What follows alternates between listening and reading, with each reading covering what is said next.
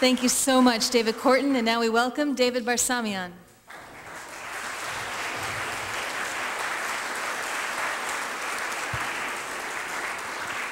Thank you very much.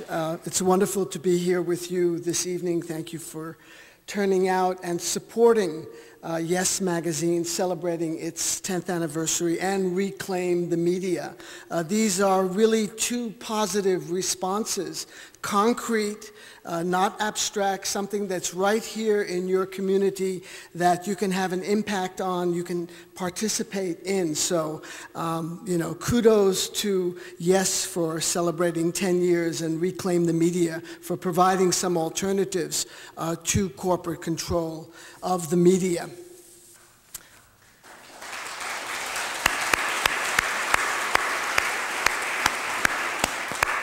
There's a must-see documentary made by a brilliant young Egyptian-American woman, Jahan Nujam. It's called Control Room, and it's about Al Jazeera, the Arabic language 24-hour satellite service. Would we have such an independent service here in the United States? We desperately need one. One just started in Caracas under the aegis of Hugo Chavez called Telesur, that is presenting news and information from the bottom up, not from the corporate suites, but from the perspectives and the vision of the people in the streets. And we have to work towards that. And I think another world is not only possible, it's absolutely essential, as David Korten very eloquently described. Time is not on our side. This is a time of opportunity, but the coming crises are coming ever so closer, and that iceberg that you see on the horizon is not only melting because of climate change, but it's coming very close to hitting the ship. So it is a moment of opportunity. I think there's the Chinese word for crisis has the characters of danger as well as opportunity. So we must be thinking in terms of seizing the time and the opportunity before us. In this documentary about Al Jazeera, the opening scene features Samir Khader. He is a senior producer at Al Jazeera. He's an Iraqi, by the way. And he says, to make a war, you need propaganda, and to make propaganda, you need a media. And the Americans have the media. And you'll see in the film how propaganda is skillfully used to manufacture consent and to manipulate public opinion. Fortunately, there has been a counter-movement toward the corporate media. There are now 5 corporations that basically control everything we see, hear, and read in the United States. That's AOL, Time Warner, it's Disney, ABC, it's Fox News Corporation, it's Viacom, CBS, and it's General Electric, a major military contractor, which controls NBC. And so these 5 corporations constitute what Ben Bagdikian calls a private ministry of information, and he thinks that there is no more powerful force in shaping the public mind. He wrote about that maybe 25 years ago. But parallel with the growth and increasing monopoly control and concentration, there has been a huge surge in independent media. Yes Magazine and Reclaim the Media are just 2 examples. The project I started 20 years ago is another example. You have the remarkable success of Amy Goodman's Democracy Now!, a program which you can hear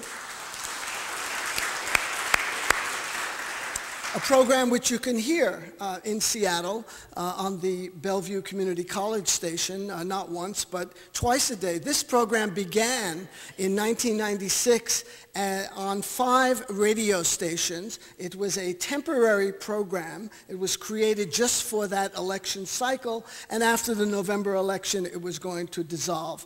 There was such demand for it to continue that Pacifica decided to keep it going. It is now on over 400 radio and TV stations around the world, and that is an enormous breakthrough, and it's just one of the many many examples of our creating our own media.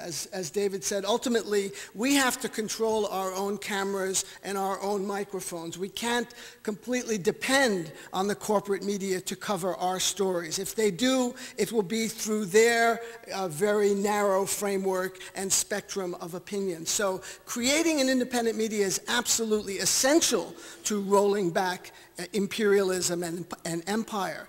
Imperialism requires an imperial media.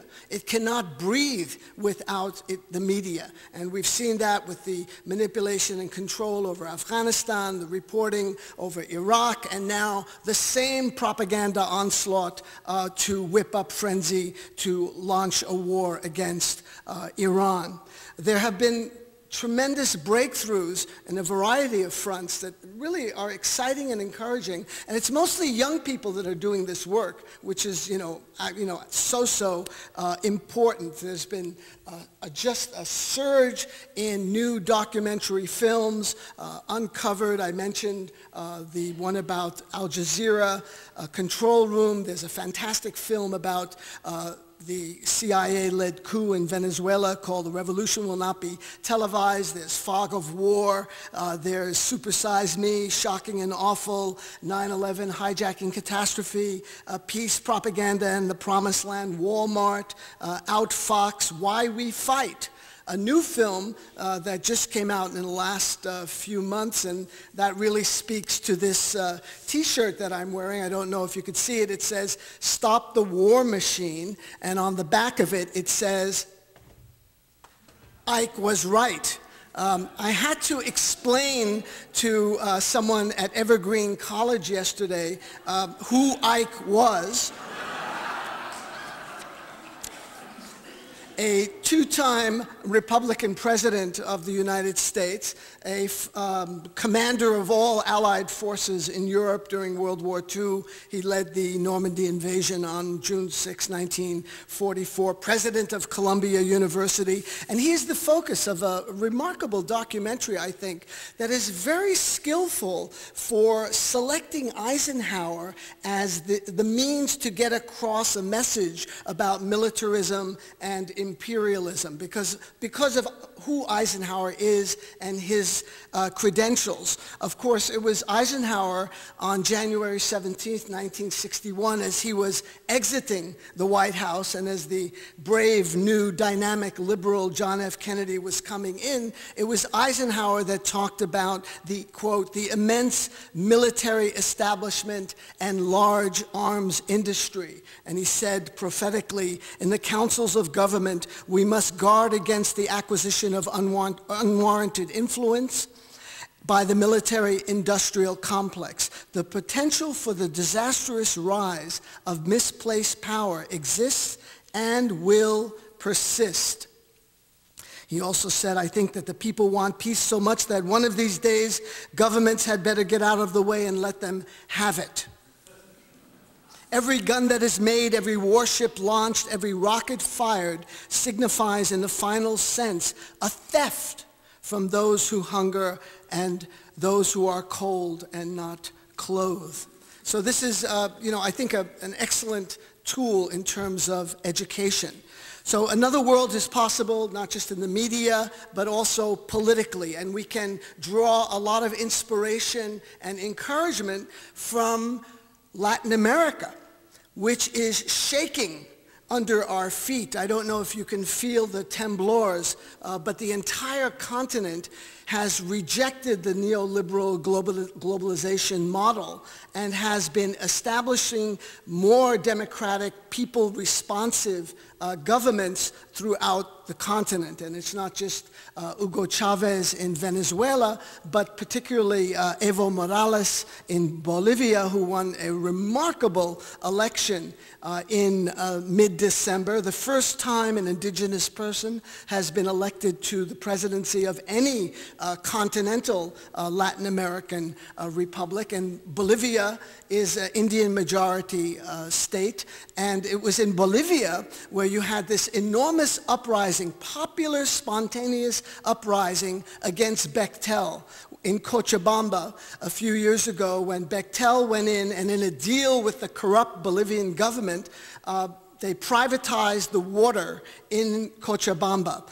Immediately, there was a quintupled increase in the price of water, and people were out in the streets in their thousands, in their tens of thousands, and hundreds of thousands. And the pressure was so much on the Bolivian government in La Paz that they had to renege on the deal with Bechtel and re-publicize, take back into the common good the water resources of Cochabamba.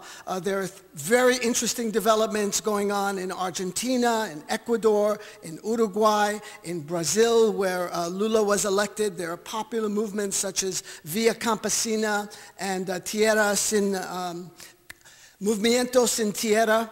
And these organizations don't have the kind of resources that many of us here take for granted.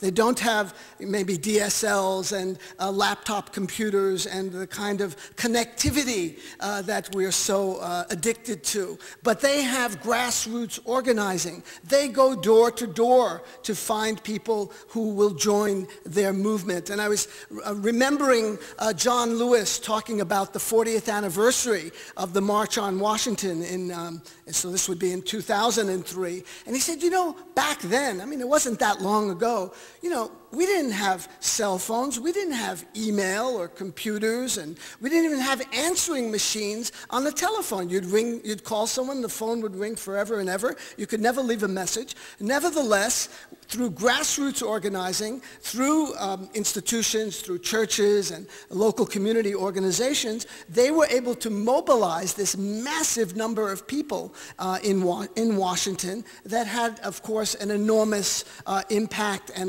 affected civil rights legislation and effectively ended apartheid, de jure apartheid in the United States. So if we think about what's going on in countries that are much less privileged than ours, and I know Chomsky talks about this wherever he goes when he talks to American audiences, and I find it also quite similar. People are asking, what can I do? What should I do? This is a question, he observes, that only occurs in the United States, not when he or I go to Turkish Kurdistan and meet with human rights organizers and activists. They tell us what they're doing. Or when we go to Pakistan and meet with women who are defending women's rights there, they tell us what they are doing. So there's some disconnect here. There's some palito here that we need to ignite with all of our talent and all of our ability and the possibilities and the resources that we command.